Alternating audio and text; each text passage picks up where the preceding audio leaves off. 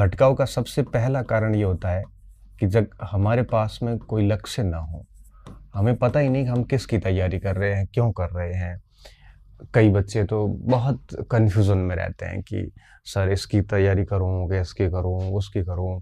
मतलब चाहे परीक्षा हो, चाहे बिज़नेस हो, चाहे भी कोई भी कार्य हो, अगर आपको एक निर्धारित टारगेट नहीं है ना आपके पास, तो आप निश्चित तौर पे भटकाव आएगा। भटकाव ही है ये, क्योंकि जब आपका टारगेट स्थिर नहीं है, तो भटकाव ही है। अब मुझे पता है कि मुझे जैसे फर्स्ट ग्रेड की तैयारी करनी, तो किस बात का भटकाव? बस विश्वास करके तैयारी शुरू कर दीजिए। सिलेक्शन होगा, नहीं होगा, ये इस बात पे तय होगा कि आपकी तैयारी किस स्तर की हुई है। तो जो भी कार्य करना है, कम से कम उसका टारगेट फिक्स कर लें। अब टारगेट फिक्स करने में ये ना सोचें कि मेरे से नहीं हो पाएगा, बहुत सारे लोग तैयारियां कर रहे हैं। सब कर रहे होते हैं, लेकिन आप कट ऑफ देखिए, 60%, 65%, 70% फर्स्ट ग्रेड में, तो हालांकि हर सब्जेक्ट की अलग अलग होती है। आप उन लाखों लोगों को देख देख के, सोच सोच के अगर करोगे तो नहीं हो पाएगा। तो सबसे पहला काम तो आप ये करिए कि आप अपना एक फिक्स टारगेट सेट कीजिए, क्योंकि अगर आप टारगेट सेट नहीं कर पाते हैं तो कभी भी आप एकाग्रचित नहीं हो पाएंगे, आपको पता ही नहीं चलेगा, आपसे शुरू ही नहीं हो पाएगा। स्टार्ट कब होता है? जब टारगेट फिक्स होता है। मुझे पता है कि भाई मुझे अभी ये कार्य करना है, कि भाई मुझे अभी कॉलेज जाना है, या मुझे अभी घर जाना है, या मुझे अभी एक किताब लिखनी है, तो मेरा ये टारगेट फिक्स है। तो टारगेट फिक्स है तो उस टारगेट को लेके मैं काम करना शुरू कर दूंगा, फिर भटकाव नहीं आता। तो पहला जो मैंने कमी देखी है स्टूडेंट में, वो ये देखी है कि वो अपना टारगेट तय नहीं कर पाते। और मुझे लगता है कि एक टारगेट हमें बहुत अच्छी तरीके से तैयार कर लेना चाहिए। अब इस टारगेट को तय करने में किसी भी व्यक्ति का, अच्छे अनुभवी व्यक्ति का सहारा भी ले सकते हैं। अनुभवी व्यक्ति का, साथियों का नहीं, क्योंकि साथी लोग तो खुद ही भटके हुए होते हैं। कईयों को तो खुद को पता नहीं होता और दूसरों को ज्ञान दे देते हैं। मैंने देखा है लाइब्रेरी वगैरह में कुछ लोग ऐसे होते हैं जिनको खुद तो भ्रमित है, और दूसरे बच्चे उनको पूछते हैं और वो उनको भी अपना ज्ञान दे देता है, लेकिन खुद का भ्रम दूर नहीं कर पा रहा वो। इससे कहते हैं कि यहाँ अपने किसी गुरुजी से या अपने किसी अनुभवी साथी से जो ऑलरेडी किसी जगह पे है लगा हुआ, या फिर ऐसे व्यक्ति से जो बहुत पॉजिटिव व्यक्ति है, तो ऐसे व्यक्ति से सलाह लेके सबसे पहले अपना टारगेट फिक्स कीजिए। लक्ष्य तय होना बेहद ज़रूरी होता है। अगर आप एक साथ 3-3, 4-4 लक्ष्यों पे काम करेंगे तो एक भी लक्ष्य हासिल नहीं होगा, तय बात है। कुछ बच्चे कहते हैं सर मैं प्रोफेसर और आरएस दोनों एक साथ करना चाहता हूँ, पॉसिबल ही नहीं है। क्यों? क्योंकि दोनों का अलग मैटर है। सिलेबस सेम होता है 70%, तो एक बात थी कि आप 3-4 टारगेट एक साथ अचीव कर सकते हैं, लेकिन सिलेबस अलग अलग है, फिर आप कर ही नहीं पाते, पहली बात। दूसरी बात, फिर आपकी सामग्री तय होनी चाहिए, सामग्री निर्धारित होनी चाहिए, बड़ी भरोसा करके ले लेनी चाहिए, निर्धारित हो और सीमित हो। अगर आपके पास में बहुत अधिक सामग्री रखी हुई पड़ी है, अगर आपके पास में सामग्री यूं कहिए कि कोई बहुत अधिक सामग्री रखी हुई है और यूं कहिए कि कोई लिमिट नहीं है आपके पास में सामग्री की, तो आप डेफिनेटली कंफ्यूज होंगे कि ये पढ़ूं कि ये पढ़ूं, ये पढ़ूं कि ये पढ़ूं, फिर भटकाव शुरू हो जाता है। तो आपने पहले लक्ष्य तय कर लिया, फिर आप सामग्री तय कर लो कि सामग्री तय करना है, कैसे करना है ये आपके ऊपर है। फिर भी आप कहोगे तो मैं एक छोटा सत्र ले लूँगा कि सामग्री कैसे तय की जा सकती है।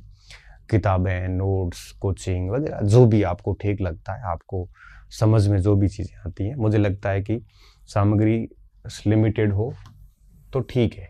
क्यों?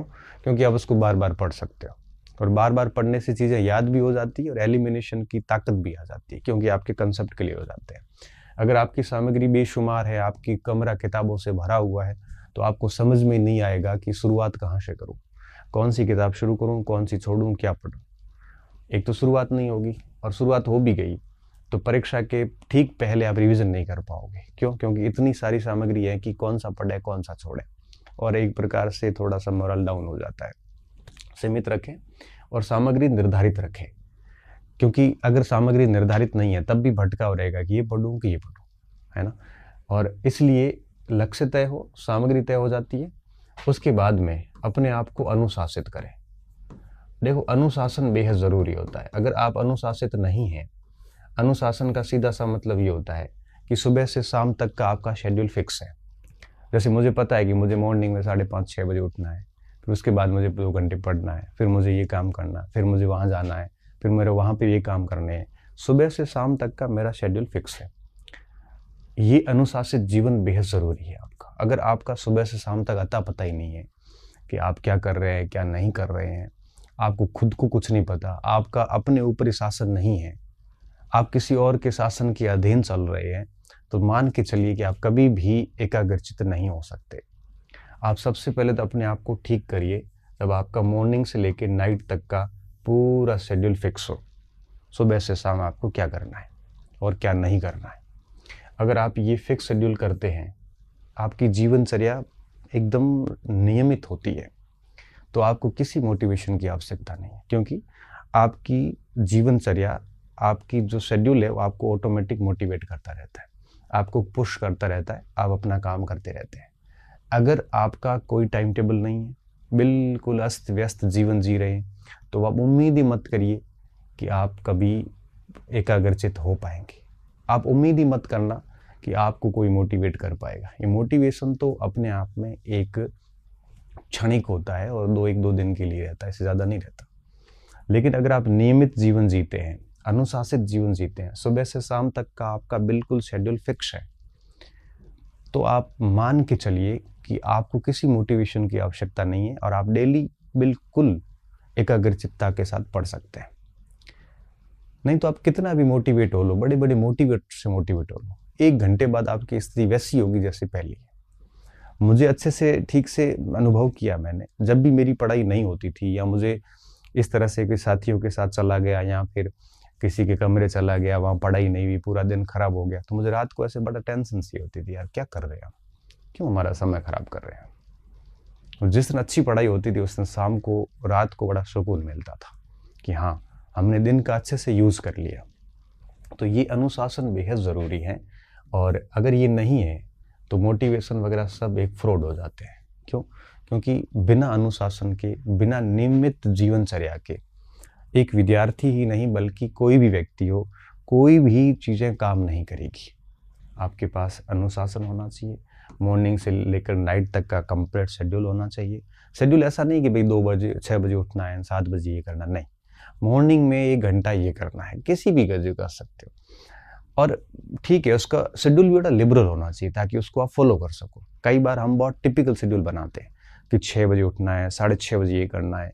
ये शेड्यूल किसी दुनिया में किसी व्यक्ति का ना पूरा हुआ ना कभी पूरा हो पाएगा।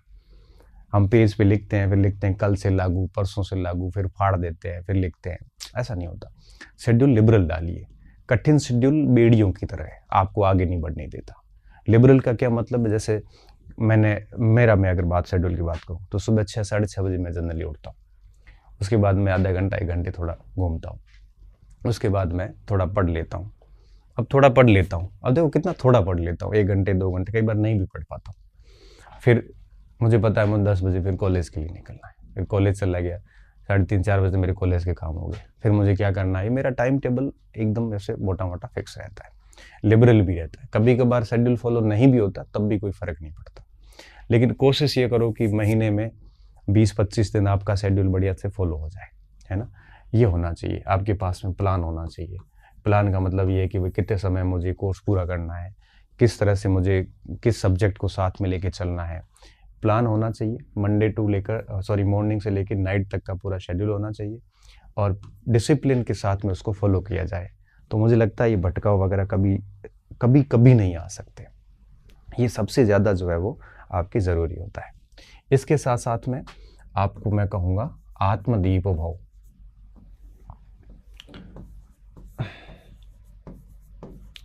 इसका क्या मतलब है? इसका मतलब होता है कि कोई भी डाउट आता है, कोई भी आपकी संशय आता है, तो हर गिज प्रयास ये कीजिए कि आप अपनी समस्या का समाधान खुद करें।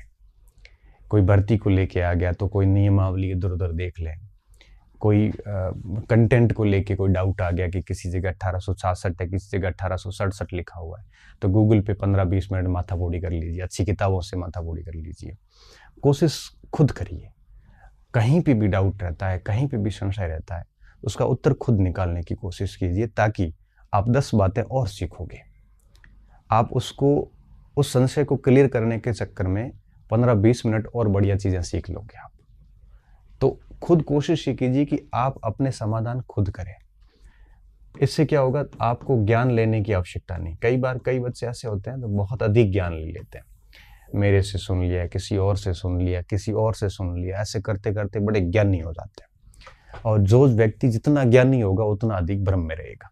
ये ज्ञान आप किताबों का ले सकते हैं, भर्ती के नियमों का, कब भर्तियां आएगी, कट ऑफ क्या रहेगी, किसमें क्या नियम है, इनके अधिक ज्ञान, आप जितना अधिक ज्ञान लोगे उतना आप फंसोगे, ये तय बात है। इसलिए आप अधिक ज्ञान न लें, है ना।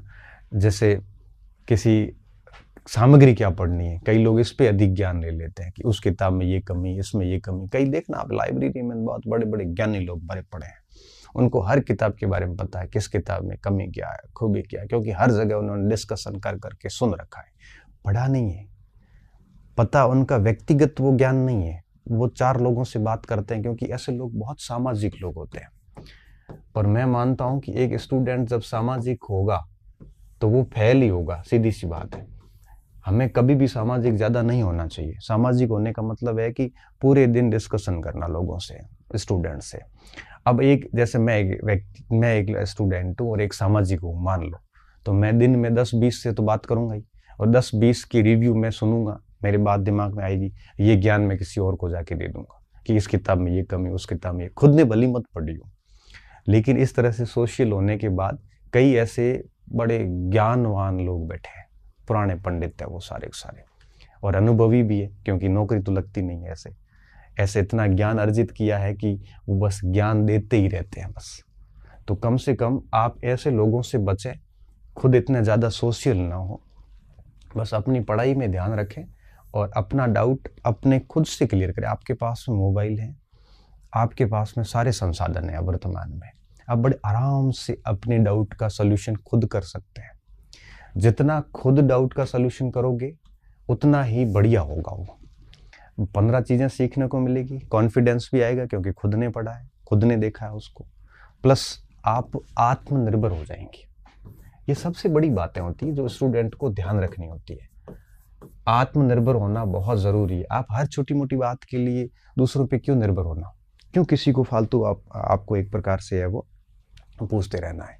तो हमें कोशिश करनी है कि अपने डाउट्स का समाधान आप खुद करें, और आपको लगता है कि बहुत प्रयास करने के बाद में भी समाधान नहीं मिल रहा है, तब आप किसी शिक्षक से पूछ लें कि सर बहुत प्रयास कर लिए, समाधान नहीं मिला, अब आप हेल्प कर लीजिए। और बहुत ज़रूरी समाधान हो तो पूछ लो आप। बाकी ज्ञान लेने से बचें, मैं तो यही कहूँगा। ज्ञान लेने का मतलब है कि पूरे दिन पढ़ाई के अलावा सारी चीज़ें हासिल करना, कोई मतलब नहीं है। ये सब बेकार की चीज़ें, परीक्षा में ये बातें नहीं आएगी, ये आपको कभी भी एनरिच नहीं करेगी, ये आपका कभी भी विकास नहीं करेगी, आपको पीछे ले जाएगी।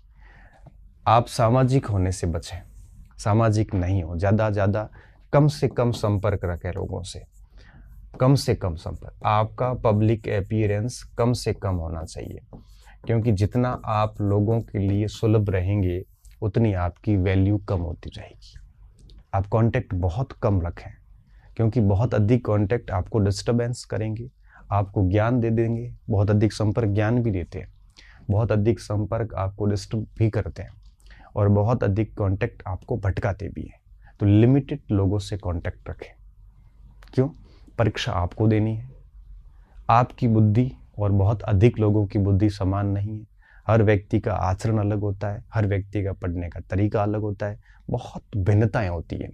इसलिए कोशिश करें कम से कम संपर्क रखें। जिस लाइब्रेरी में बहुत ज़्यादा लोग आपके जान पहचान के हो गए तो कोशिश करें कि आप वहाँ से निकल जाएं। क्यों? क्योंकि अधिक संपर्क हो चुके हैं, और अधिक संपर्क अब आपको पढ़ने नहीं देंगे। ठीक है, तो ये अधिक संपर्क ना रखें, आत्मनिर्भर रहें। और सबसे लास्ट बात कि कल अपने हाथ में नहीं है तो ज़्यादा ना सोचें, ओवर थिंकिंग ना करें। बस कल अपने हाथ में नहीं है, ना बीता हुआ कल अपने हाथ में है, ना आने वाला कल अपने हाथ में है। आप ये सोचोगे कि मेरे पास कल, मतलब यस्टरडे, भूतकाल में मेरे पास ये था, भूतकाल में मैं बहुत ब्रिलियंट था, तो पुरानी उपलब्धियों के साथ जिंदगी जियोगे क्या आप? सकते हो? नहीं, पुरानी उपलब्धियां कोई काम की नहीं। अच्छा, मान लो पुराना समय बड़ा खराब गुजरा हुआ आपका, तो उसका रोना रोने से क्या होगा फिर? भूल जाओ उसको आप। अच्छा है पास्ट तो भी भूल जाओ, बुरा रहा है तब भी भूल जाओ आप। हाँ, ये है कि थोड़ा डिमोटिवेट होते हैं तो पास्ट याद कर सकते हैं कि मैं क्या था और क्या हुआ, तो थोड़ा सा व्यक्ति की चेतना जागृत होती है। आने वाला कल भी आपके हाथ में नहीं, आपके हाथ में सिर्फ आज है। आज जैसी मेहनत करोगे वैसा कल होने वाला है। इसलिए ओवर थिंकिंग से बचने का प्रयास करना चाहिए और कुछ नहीं। ठीक है, कोशिश करनी चाहिए कि परिणाम के बारे में ना सोचें, रिजल्ट के बारे में ना सोचें, परीक्षाओं के बारे में ना सोचें। बस इतना सोचें कि मैं एक लक्ष्य लेके तैयारी कर रहा हूँ और क्या मैं इस परीक्षा के लिए रेडी हूँ कि नहीं हूँ। कई बच्चे जैसे मुझे पूछते हैं सर भर्ती कब आएगी, मेरे मन में ही प्रश्न आता, मैं उसको कहता तो नहीं हूँ कि क्या आपकी तैयारी पूरी है। आज अगर वैकेंसी आ जाए तो क्या आपने सच में सिलेबस पढ़ लिया है? क्या आपने 5-7 बार रिवीजन कर लिया है? क्या आपने पुराने प्रश्नों से अभ्यास किया है? क्या आप बिल्कुल दोनों पेपर या एक पेपर जो भी है उसको लेके कॉन्फिडेंट है कि आप 60 से 70% सवाल कर लोगे? अगर नहीं है तो हमें भर्ती का इंतज़ार नहीं करना चाहिए, बल्कि हमें अपने आप को तैयार करना चाहिए, क्योंकि वैकेंसी तो आएगी। हम जब बिस्मार्क को पढ़ते हैं तो उसमें आता है कि सेडोवा का युद्ध होने वाला था ऑस्ट्रिया और प्रसा के बीच में, और युद्ध कब होगा ये ऑस्ट्रिया को आइडिया नहीं था, लेकिन बिस्मार्क ने उसकी तैयारियां 1863 से शुरू कर ली थी, जबकि 1863 में प्रसा और ऑस्ट्रिया के अच्छे संबंध थे। बावजूद उसके बिस्मार्क पहले से तैयारियां में लग गया था और विश्व खेमे को अपने पक्ष में करने के काम शुरू कर दिए थे उसने। चाहे रूस को उसने अपने पक्ष में लिया हो, चाहे फ्रांस को तटस्थ किया हो, चाहे सार्डिनिया के साथ गुप्त समझौता किया हो। उसको पता था कभी न कभी तो युद्ध होगा, क्योंकि जब तक ऑस्ट्रिया हारेगा नहीं तब तक जर्मनी का एकीकरण हो नहीं सकता। आप सोचिए कि कितना पहले से वो तैयार था, उसको पता है कभी न कभी तो होगा। तो आपको भी पता है कभी न कभी तो भर्ती आएगी, परीक्षा भी होगी। तो क्यों इन प्रश्नों में उलझना? क्यों इन प्रश्नों के उत्तर के लिए लोगों से ज्ञान लेना? क्यों मटेरियल के लिए लोगों से ज्ञान लेना? आप खुद अपना चयन कीजिए, आप दूसरों के ऊपर क्यों निर्भर हैं? और अगर आप ये बातें आप अप्लाई करते हैं, मैं मानता हूँ इनमें से 2-3 भी कर लेना, मैंने 5 बातें बताई है, तो मैं आपको विश्वास के साथ कह सकता हूँ एक शानदार स्टूडेंट बन के निकलेंगे और आप असफल नहीं होंगे, ये तय बात है। बस टारगेट फिक्स कीजिए, सामग्री तय कीजिए और अनुशासन रखिए। सुबह से शाम तक का प्लान फिक्स रखिए डेली का। बीच में 1-2 दिन डिस्टर्ब होता है तो भी कोई फ़र्क नहीं पड़ता। कोशिश कीजिए कि ज़्यादा से ज़्यादा आपके पढ़ाई हो, ये संपर्क कम हो, सामाजिक नहीं होने चाहिए, आप आत्मनिर्भर हो, लोगों से ज्ञान नहीं लें, कोशिश यही करें और खुद की शंकाओं का समाधान खुद करें और फिर ओवर थिंकिंग नहीं करें। क्यों? क्योंकि आने वाला कल हमारे हाथ में नहीं है। गुजरा हुआ कल भले उपलब्धियों वाला हो चाहे बुरे अनुभवों वाला हो, ज़्यादा कोई काम का नहीं है, क्योंकि वो जा चुका है, उसको आप बदल नहीं सकते। तो कोशिश कीजिए कि आप एक अच्छे स्टूडेंट बने। अच्छे स्टूडेंट बनेंगे तो अपने आप चीज़ें ठीक होती जाती है। फिर आपको ना मोटिवेशन की ज़्यादा आवश्यकता होती है, ना ये कोई नेगेटिव थॉट्स भी नहीं आते। जब आप अपने आप को सुबह से शाम तक बिजी रखते हैं तो डेफिनेटली ये चीज़ें बाकी ये नकारात्मकता आती भी नहीं है ना। तो कोशिश करें कि इस प्रकार के बिंदुओं का ध्यान रखें, तो मुझे लगता है भटकाव नहीं आएगा और आप अच्छे से पढ़ते भी रहेंगे। ठीक है, बहुत बहुत धन्यवाद विद्यार्थियों। अच्छे रहिए, मस्त रहिए और पढ़ते रहिए। फिर कभी किसी ऐसे सेशन के साथ फिर मिलेंगे। धन्यवाद।